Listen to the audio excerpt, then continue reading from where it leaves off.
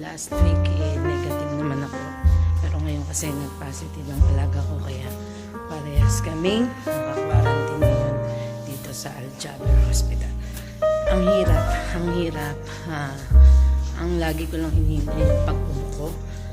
Hindi mawala-wala yung ubo, kaya nakakapagod. Nakakapagod sa katawan, masakit sa katawan, masakit sa ulo, lahat.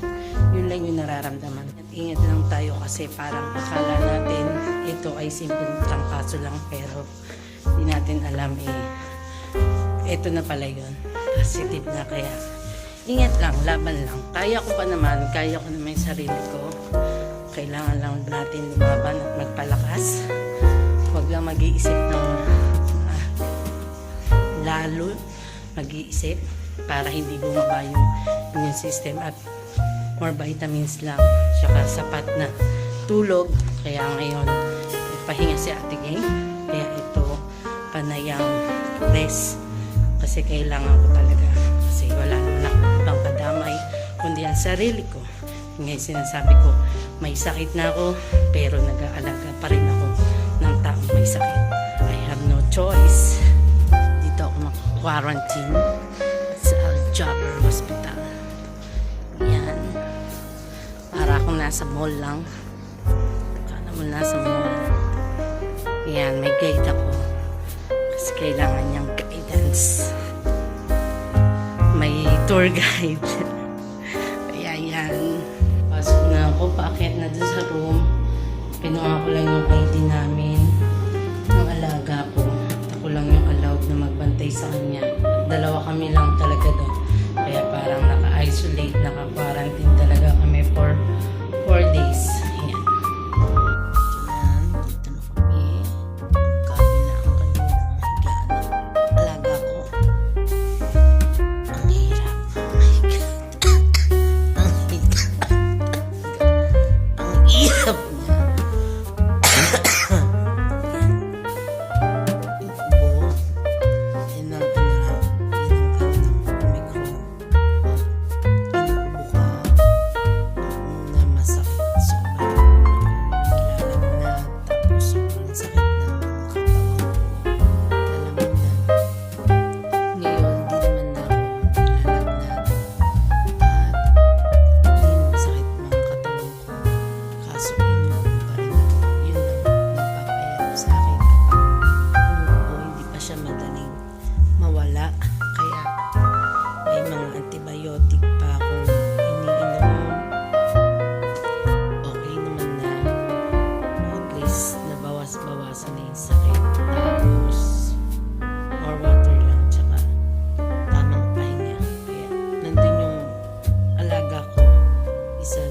Sa kabilang kama, ako nandito naman sa kabila.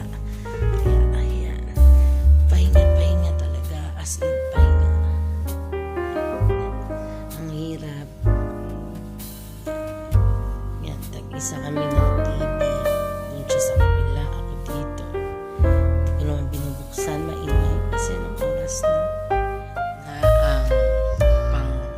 pang third day namin dito na naka-quarantine.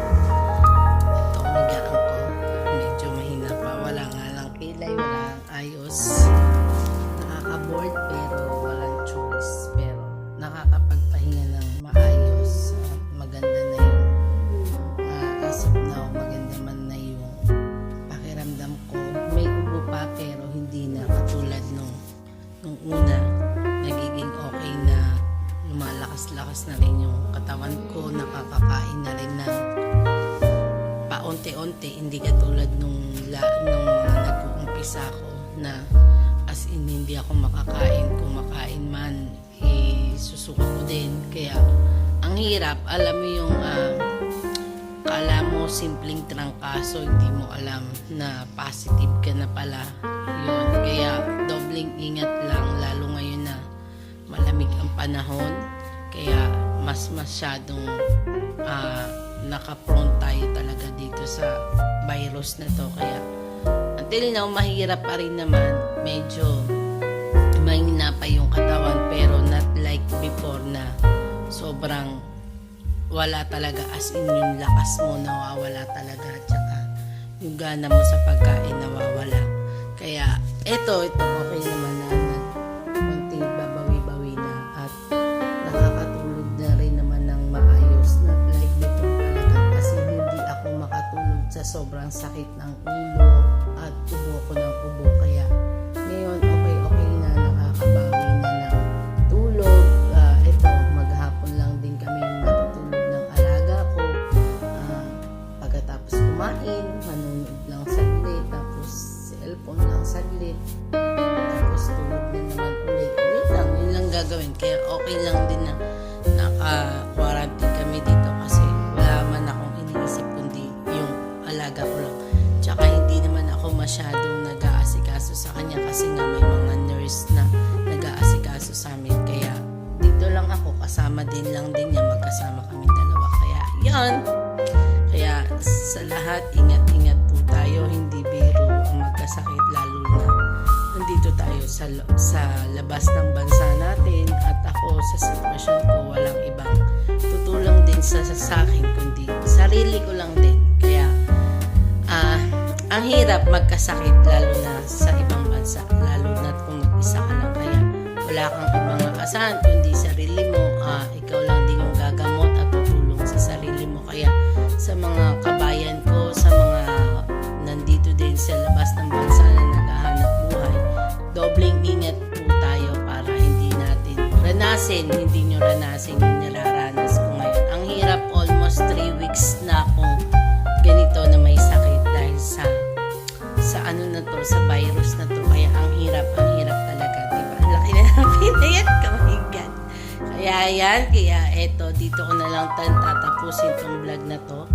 Bigyan lang kayo ng update at knowledge about dito sa kung ano yung mga sintomas ng virus na to na akala natin simpleng trangkaso lang. Kaya tumuli si Ate Geng sa akin ng love, smile, and care to all of you.